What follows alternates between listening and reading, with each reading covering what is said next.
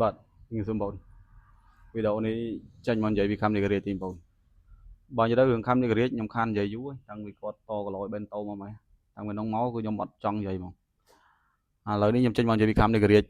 ដោយសារខ្ញុំគាត់ថាខំនេះរាជជាកីឡាករវ័យក្មេងគីឡូធ្ងន់ដែលជាកីឡាករដែលយើងពិបាករកហើយយើងមានតិចសម្រាប់កីឡាករកម្ពុជាយើងដោយសារខ្ញុំឃើញថាកីឡាករសេរីចាស់ដែលគាត់ប្រកួតចាញ់សន្លប់សឹងរាល់អាទិត្យតែគាត់មានឈ្មោះប្រកួតរហូតមិនថាមានឈ្មោះប្រកួតនៅក្នុងស្រុកយើងបងមានឈ្មោះប្រកួតទៅក្រៅស្រុកទៀតតែបែរជាខំនេះរាជគាត់ចាញ់តែមកប្រកួតគាត់គឺចាញ់បេនតូហ្នឹងឯងតែបែរជាអត់សូវមានឈ្មោះប្រកួតបែរជាអត់សូវមានទីផ្សារវាយវិញហើយគាត់ជាកីឡាករវ័យក្មេងដែលអាចធ្វើឲ្យគេស្គាល់ពីគុណខ្មែរកីឡាករសេរីចាស់ចាស់ខ្ញុំធានាមកថាគាត់មិនអាចឲ្យគេស្គាល់ពីគុណខ្មែរបានទៀតទេកម្រិតសមត្ថភាពគាត់បានតែត្រឹមប៉ុណ្្នឹងទេ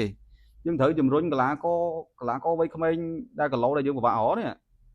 ធ្វើឲ្យគាត់មានទីផ្សារកាន់តែច្រើនដើម្បីជំរុញគាត់ឲ្យគាត់ខ្លាំងដើម្បីឲ្យគេស្គាល់ពីគុណខ្មែរដោយសារគាត់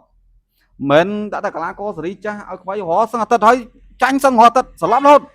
រាយកីឡាករដែលវាយឈ្នះបែរជាស្អើមានទីផ្សារហើយគីឡូនេះខ្ញុំគិតថាកីឡាករបរទេសគឺសម្បងបងសម្រាប់ខំនេះរាជខ្ញុំខាននិយាយយូរបងខាននិយាយយូរហើយតែដោយសារមួយរយៈនេះខ្ញុំឃើញថាកីឡាករសេរីចាស់គាត់វាយសឹងរហអាទិត្យហើយគាត់ចាញ់សឹងរហអាទិត្យហើយគាត់មានឈ្មោះប្រកួតរហូតហើយមិនថាប្រកួតនៅក្នុងស្រុកទេណាបងមានឈ្មោះប្រកួតក្រៅស្រុកទៀតតែខ្ញុំអត់ចង់និយាយឈ្មោះឲ្យប៉ះពាល់គេទេតែបែរជាខំនេះរាជគាត់ចាញ់តែមកប្រកួតហើយឥឡូវនេះស្ងាត់រឿងបងអេដមីនទៅសម្ភារខំនេះរាជគឺស្ងាត់ឆឹងហើយពីមិនមកខំនេះរាជខ្ញុំនិយាយជាប្រយោលបងខ្ញុំឃើញសមត្ថភាពគាត់ល្អហើយជាគីឡូដែលកីឡាករគុនខ្មែរយើងពិបាករកអញ្ចឹងហើយបានខ្ញុំអាសានិយាយពីគាត់ពីមុនតាំងគាត់ចាញ់បេនតូមកហើយខ្ញុំក៏អត់ដែរទៅសម្ភារគាត់ផ្ទាល់ហ្នឹងបងខ្ញុំអត់ដែរទៅទេតែគាត់ថាខ្ញុំអត់សូវនិយាយពីគាត់ដោយសារខ្ញុំឃើញគាត់វាយតែមកកន្លែងអញ្ចឹងទោះយើងនិយាយច្រើនក៏គាត់មិនអាចចេញទៅក្រៅបានដែរកីឡាករចង់ល្អប៉ុណ្ណាក៏ដោយបងតែវាយតែមកកន្លែងហើយមិនងាយល្បីទេមិនងាយល្បីមកហើយណាមួយខ្ញុំនិយាយតែម៉ាត់ទេកន្លែងខ្លះចាំតែស្លោតែគេស្លោចិនមហូបនៅក្នុងដៃមានសឹងតែពេញដាច់តែអត់ចេះស្លោស្លុកខ្លួនឯងទេបែរជាស្លោតែគេស្លោឆ្អិនហើយយកមកស្លោតាមក្រោយ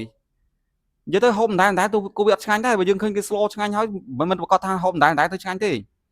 បើយើងមានមហូបនៅក្នុងដៃយើងចេះស្លោខ្លួនឯងខ្លះមកចាំតែគេស្លោឆ្អិនហើយបាត់យើងហូបក៏វាអត់កើតដែរហើយយើងស្លោមហូបមិនដែរក្រោយគេក៏ហូបទៅវាអត់ឆ្ងាញ់ដែរវាទៅជាតលាន់អ្នកគ្រប់គ្រងអញ្ចឹងហើយបើសិនជាយើងមានមហូបនៅក្នុងដៃយើងស្លោមកដូចខំនេះក្រៀតនេះបើសិនជាយើងរៀបត្រូវយកកីឡាករបរទេសណាដែលល្មមលំដាប់ខំនេះក្រៀតណាយើងជាប់មកទេបងខំនិយាយពីខំនេះក្រៀតយូរយើងឲ្យគ្នាលេងសឹងមួយខែម្ដងមួយខែពីរដងមកឲ្យដាក់សមត្ថភាពឲ្យបដំសខ្ញុំឲ្យឡើងតាមកម្រិតមកខ្ញុំគិតថាខំនេះក្រៀតគាត់នៅឡើងគាត់នៅក្មេងហើយរាងកាយគាត់ល្អយើងលេងចាត់តកីឡាករសេរីចាស់ដែលស្លាប់សឹងរហអាទិត្យមានឈ្មោះវាយរហអាទិត្យហើយមានឈ្មោះទៅក្បែរក្រៅស្រុកទៀតអញ្ចឹងហើយធ្វើឲ្យគុនខ្មែរយើង100%គេមិនស្គាល់ទេបើយើងគិតថាពីអញ្ចឹងគិតតែលើកណាលើកតែកីឡាករតែវាខំនេះក្រៀតនេះគឺជាកីឡាករវ័យក្មេងដែលអាចមានឱកាសឲ្យគេស្គាល់ពីគុនខ្មែរ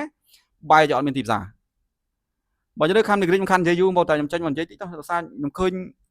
ការចាប់គូលេងយកតែកីឡាករដែលស្លាប់សឹងរហអាទិត្យហើយមកវាយរហូតរីឯគ្នានេះចាញ់តែមកប្រកួតបែរជាអត់មានទីផ្សារវាយ